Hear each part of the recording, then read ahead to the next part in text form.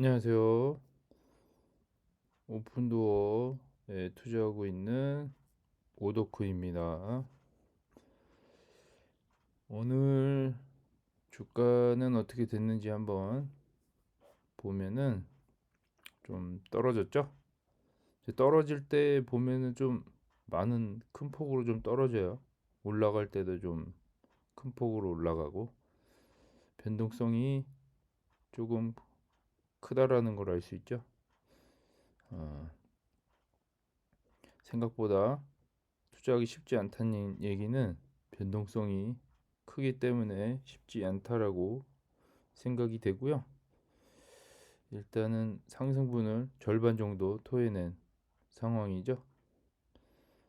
네, 이렇게 알고 계시면 되고 장기적인 흐름은 아직까지는 보합세라고 보여지긴 합니다. 한 1개월 동안 주가 변동이 그다가 없기 때문에 보합세로 보여지고 아직 금리이나 시그널이 발동이 안 된 느낌이고요. 최대한 이불대에서 수량을 모아가는 것도 나쁘지 않겠죠. 떨어질 때마다 개인적인 견해고요. 성공한다는 전제하에 올라간다는 전제하에 투자를 권하시고요. 권한다고 보면 되고요.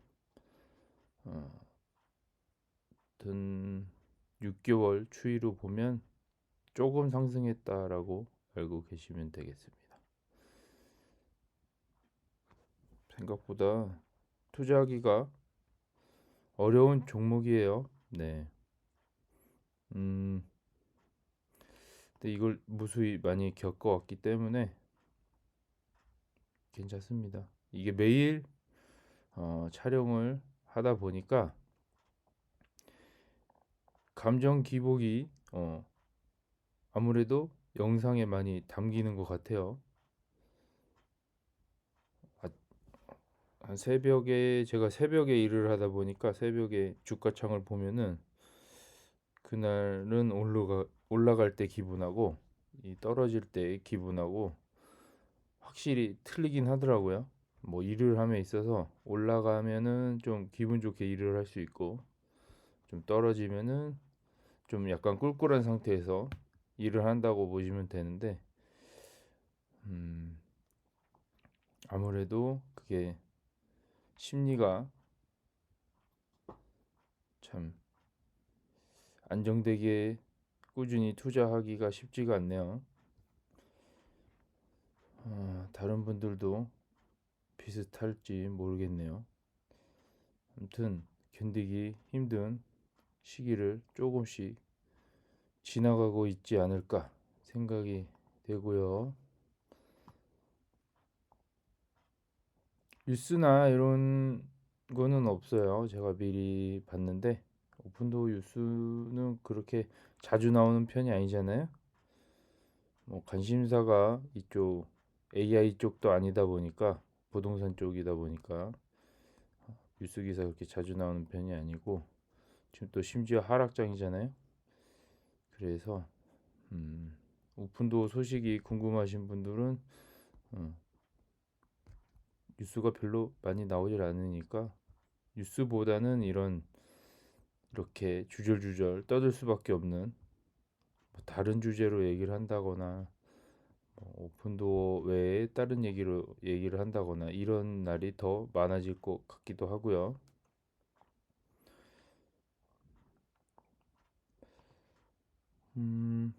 다른 데이터 보면은 이제 데이터도어 수치 보면 조금 많이 올라갔어요. 집계일은 똑같은데 뒤늦게 집계가 됐는지 이런 수치들이 많이 올라갔거든요. 773개로. 그래서 요게 장기적으로 이제 조금씩 올라가고 있구나라고 알고 계시면 될 것 같아요. 장기적인 흐름은 올라가는 걸로 판단이 되고 잘 거래가 되는 지역은 역시 상위 4개 정도 있고요. 일단은 지난 분기에 그 시장이 거래가 잘 안 되는 데는 이미 세계가 좀 빠졌잖아요. 그래서 53개 시장에서 50개 시장으로 바뀌었기 때문에 여기도 거래가 만약 이게 또 안 된다 그러면은 빠질 가능성이 있지 않을까. 근데 이건 탑 15라고 나오네요. 50개 중에서 15개만 보여준 거고. 그래서 이 추이가 15개 마켓 이후부터는 2%가 좀 내려갈 수도 있다고 보시면 되고, 점점 쭉 줄어든다고 보시면 되니까 계산상 뭐 나머지는 큰 의미가 없는 것 같아요. 이 매출을 견인하는 데는 여기 상위 4개 시장과 나머지 요 10개 시장 정도 보시면 될 것 같고, 이거 보면은 작년 대비 이런 그래프가 이렇게 가운데로 이렇게 올라가 있잖아요. 파란 선이 지금 현재 마진율이라고 보시면 되고, 2022년도 그때 이제 물량들 보면 이렇게 좀 안 좋게 이렇게 잡혀 있는데, 이게 23년도랑 그런 지표를 보는 것 같아요. 약간 전년 대비 뭐 이번 연도 뭐 이런 식으로 판단이 되는 것 같고, 옛날에 한창 하락장일 때는 이게 0%보다 훨씬 더 이쪽으로 많이 치우쳤던 기억이 나네요. 지금 좋은 매물들이 이제 이쪽 마진이 이쪽으로 매물이 좀 많이 갖고 있다 보니까 이제 팔 때도 한 10% 이상 남겨 먹을 재고들이 있다고 보시면 될 것 같아요.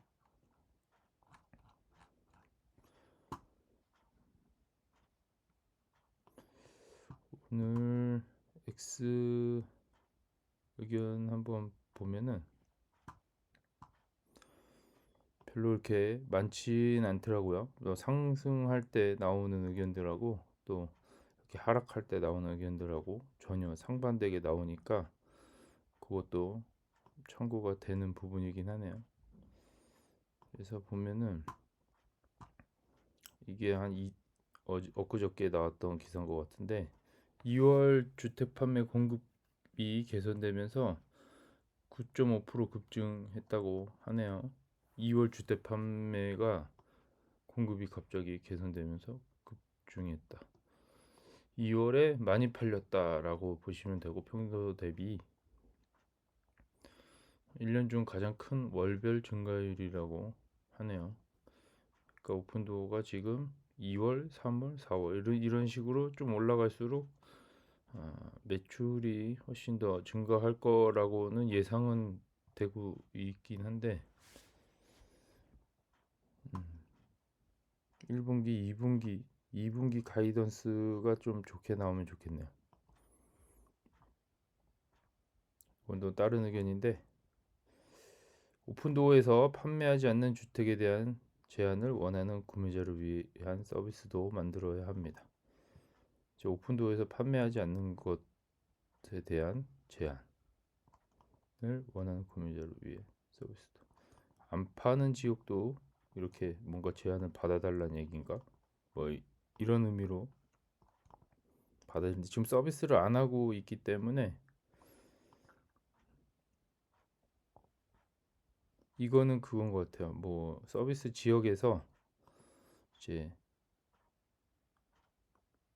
어 여기 안에 이제 없는 목록들도 이제 제한을 하게 되면 이제 판매를 해야 되지 않나라고 얘기하는 것 같고,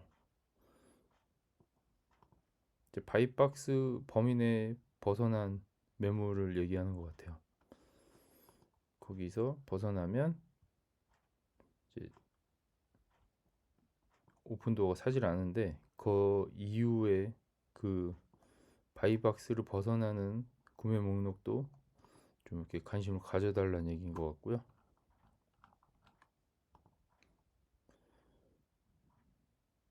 요거는 금리 인하로 인해 몇 분기 내에 성장할 여지가 많이 있는 뭐 오픈도어 주가는 24년 말까지 플러스 10이 되어야 된다고 생각합니다. 제 의견이니까 뭐 이제 기존 정고점 대비 이제 많이 떨어진 상태고, 이 떨어진 원인이 뭐 금리 영향이 가장 크다고 보면 되죠. 중간에 금리 때문에 오픈도어가 힘든 일이 생기었기 때문에 결과론적으로 금리 때문에 생긴 기업의 실수가 나온 상태고, 지금 금리가 다시 인상이 되면 상황이 훨씬 좋아질 것 같긴 해요.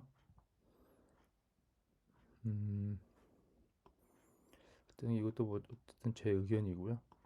저 오픈도어 이제 데이터도어에서 나온 이런 기사인데, 이 셀 디렉트 앤 서비스, 이 여기에 사장 있잖아요. 막 메간 메이어 툴슨, 여기 지금 내부자 많이 팔고 있는 애인데 사장이잖아요. 팟캐스트를 녹음했대요.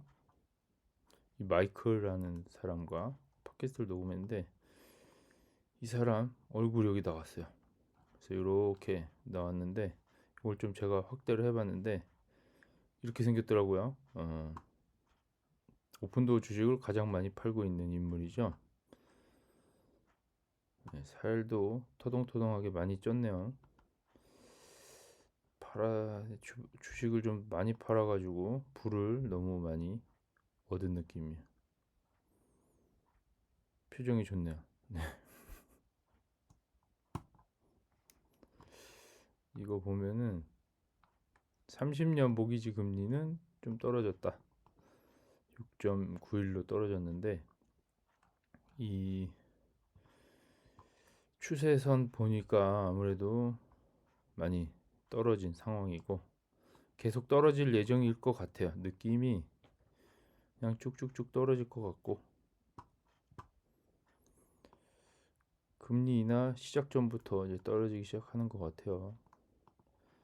요거는 10년 동안 올라간 퍼센테이지를 이제 계산하는 건데 오픈도어는 없어요. 오픈도어는 없는데 이제 여기에 투자를 했으면 이걸 이제 안목을 좀 알아보고 미리 진입을 했다면 엔비디아는 2만 프로가 상승한 상황이고, 슈퍼마이크로 요즘 뜨고 있는 슈퍼마이크로가 5,300% 엄청 많이 떴네요. AMD도 많이 뛰었네. 브로드컴도 많이 올랐어요. 일리도 올라갔고, 이 좀 큰 업체들도 많이 올라갔어요. 빅테크 기업들도. 마이크로소프트가 1100이고 애플이 900% 정도 올라왔네요. 와. 테슬라는 그래도 10년 동안 1000% 정도 올랐다. 많이 오른 건데 이게 지금은 떨어져 있어도 이 정도면 인생 역전할 금액을 넣었다면 인생이 바뀌었을 수도 있겠네요. 앞으로 10년에 이제 이런 데이터를 봤을 때 오픈도어도 여기 포함이 됐으면 좋겠는데, 크록스도 여기 있네요. 800%나 올랐어요. 10년 동안.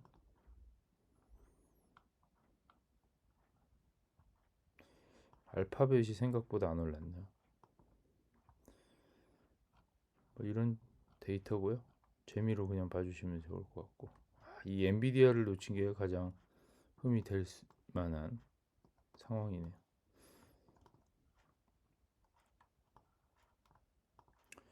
이거는 보면은 데이 트레이딩에 시간과 돈을 낭비하는 대신 확률을 높이고 카지노에 가십시오.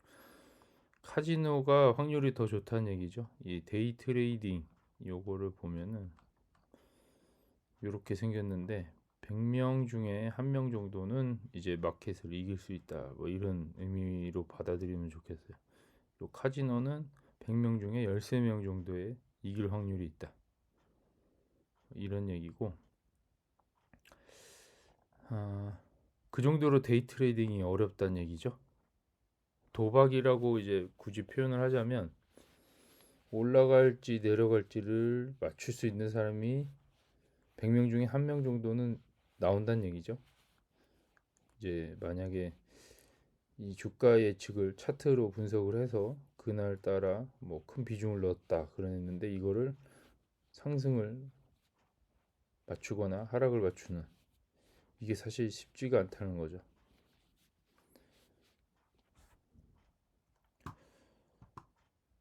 저도 이게 만약에 데이 트레이딩 쪽으로 갔다 그러면은 아마 시드가 이제 별로 없지 않았을까 생각이 되네요. 그리고 오픈도로 예를 들면은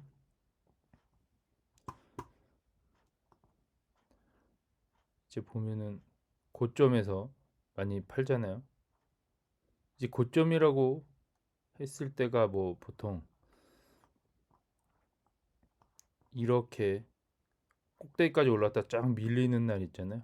이때 대부분 중간에 많이 팔잖아요. 그래서 어느 정도 올라갔고 그래서 이제 이거를 보면은 쭉 중간에 뭐 팔았을 거 아니에요. 비중을 많이 갖고 있다가도 많이 덜어내거나 아니면 다 팔았거나 그 다음날 이제 쭉 떨어지는 거 보면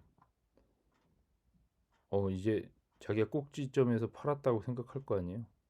근데 이제 팔고 나서 또 이렇게 올라가는 거 보면은 아차 싶을 수도 있어요.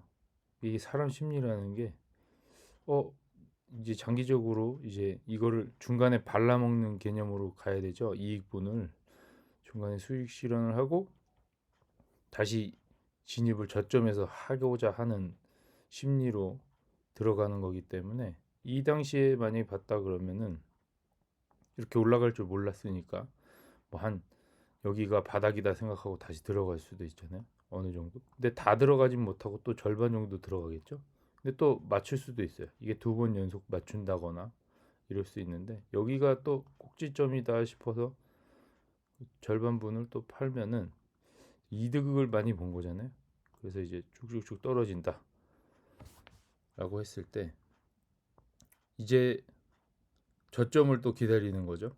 이 한 종목을 이제 트레이딩을 한다 그러면은 계속 얘만 이제 파는 경우도 있을 거 아니에요. 얘네 주가 흐름을 좀 익숙하게 하기 위해서 쭉 보면은 쭉 떨어질 때 또 여기서 담는데 또 계속 떨어지다 보면 또 많이 못 담아요. 처음에 여기서 저처럼 뭐 3만 주를 갖고 있다가 다 팔아서 이제 얼마 없는 채로 여기서 또 다 팔아 버렸기 때문에 이제 쭉 다시 담으려고 그러다 보면 어디가 저점인지 모를 거 아니야. 더 이렇게만 봐도 더 떨어질 것 같고 요 마지막 그래프 보면 여기쯤에 하락이 신호가 나왔기 때문에 또 떨어질 가능성이 있다라는 거죠. 그래서 공포에 많이 못 산다는 거죠. 여기서 또 여기 샀던 물량만큼 3만 주를 또 샀다 그러면 용기 내서 또 샀다 그러면 또 이만큼을 또 잠깐 먹었다가 또 떨어지나 보다 싶어서 또 비중을 줄이고 이게 만약에 가능했을 텐데 저는 이걸 못 하겠더라고요. 막 하루 단위로 계산을 해버리면 막 심장이 쫄려가지고 이게 팔았다가 다시 얼마큼 사야 될지도 저 감이 잘 안 잡히고 분할 매수를 한다 그래서 여기서 분할 매수를 샀다가 올라가면 그만큼 이득 보고 또 팔면 되고 뭐 이런 식으로 이제 할 거 아니야. 다 분할 여기서 한번 사고 여기서 한번 사고 계속 사서 여기서 또 한번 사고 하다가 지금처럼 이렇게 상승분에 또 판다거나 이럴 거 아니에요. 이게 예측을 지금 다 주가 이렇게 흐름이 이렇게 됐으니까 이제 지금 보면은 그런가 보다 하겠는데 그 당일 당일 계산을 해보면 이게 쉽지 않다라는 거죠. 이 심리를 이겨낼 수 없는. 그래서 단기 트레이드를 안 하고 장기로 들고 간 면이 없지 않아 있기 때문에 이걸 실제로 해봤을 때 승률이 좋지 않았다라고 저는 판단을 했고요. 모든 분들이 이 차트를 다 분석을 하고 시장을 이길 수 있을 거라 생각을 하기 때문에 장기 투자하는 분들이 그렇게 많지는 않은 것 같아요. 뭐 저라고 이제 1년 했다고 장기 투자라고 하기도 좀 애매하지만 이 기업을 일단 바라보는 시선이 제일 중요한 것 같아요. 이 차트보다는. 어쨌든 저점 대비 올라가고 있다. 여기서 막 올라가도 이 저점은 계속 우상향하고 있다고 보시면 되고, 뭐 저점에서만 담아도 많은 수량을 확보하지 않았을까 생각이 되네요. 오늘은 이렇게 얘기했고요. 또 다른 얘기를 좀 해보자면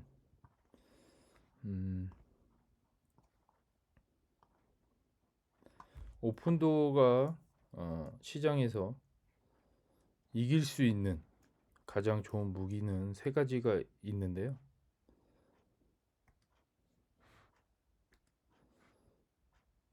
이제 단순함이라고 하고요. 이 복잡한 걸 단순하게 바꿔놨으니까 이게 시장에서 성공할 수 있는 가장 유일한 방법이고요. 이제 하나 더 얘기하자면 확실성인데 누구든지 여기다가 현금을 받고 팔 수가 있어요.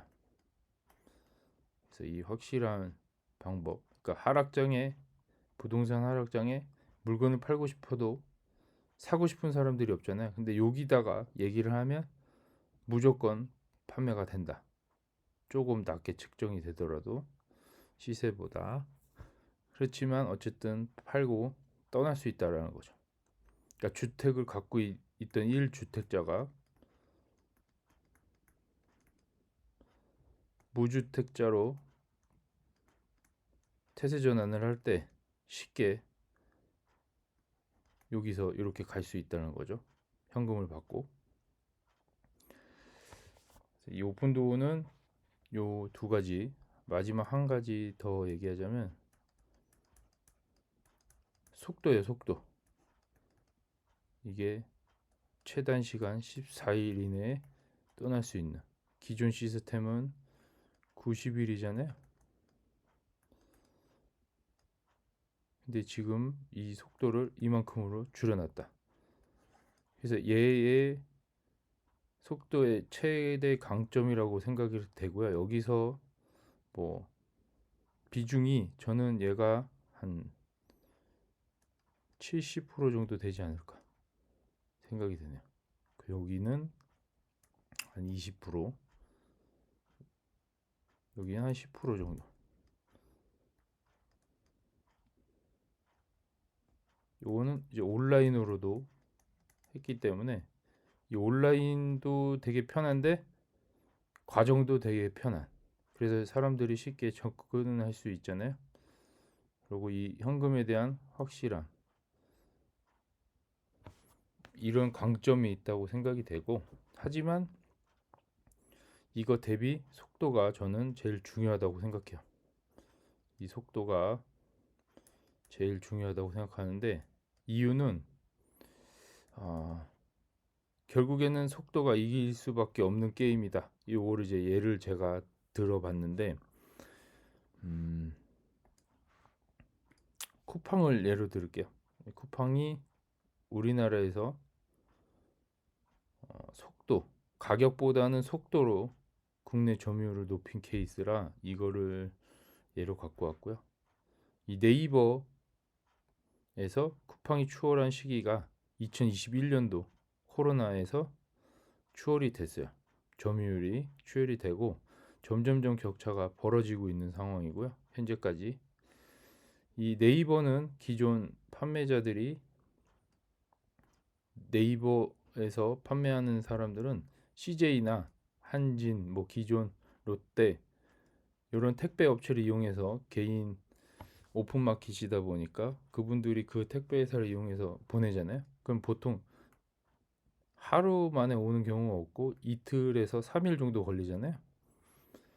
근데 이거를 결국 쿠팡이 당일 배송 혹은 하루 안에 배송이 되게끔 하게 만들면서 점유율을 높여갔단 말이에요. 이게 결국엔 속도가 먹힌다. 가격이 사실 네이버보다 많이 싼 것은 아니거든요. 제가 아무리 비교해봐도 그냥 거의 같다고 보시면 돼요. 뭐 쿠팡이 좀 싼 것도 있긴 한데 제가 보기엔 큰 차이 없다라고 보시면 되고, 여기 판매하는 사람이 쿠팡에도 판매를 하기 때문에, 혹은 그냥 쿠팡의 자체 이제 매입해서 하는 그런 상품들 위주로 거의 잘 나간다고 보시면 되는데, 어쨌든 속도 면에서 네이버를 이기기 시작한 거죠. 어떻게 보면 경쟁을 하기 시작한 건데, 이게 최근 데이터더라고요. 2024년도 2월 데이터인데, 쿠팡이 사용자 수가 이게 뭐 10,000명 단위인 것 같아요.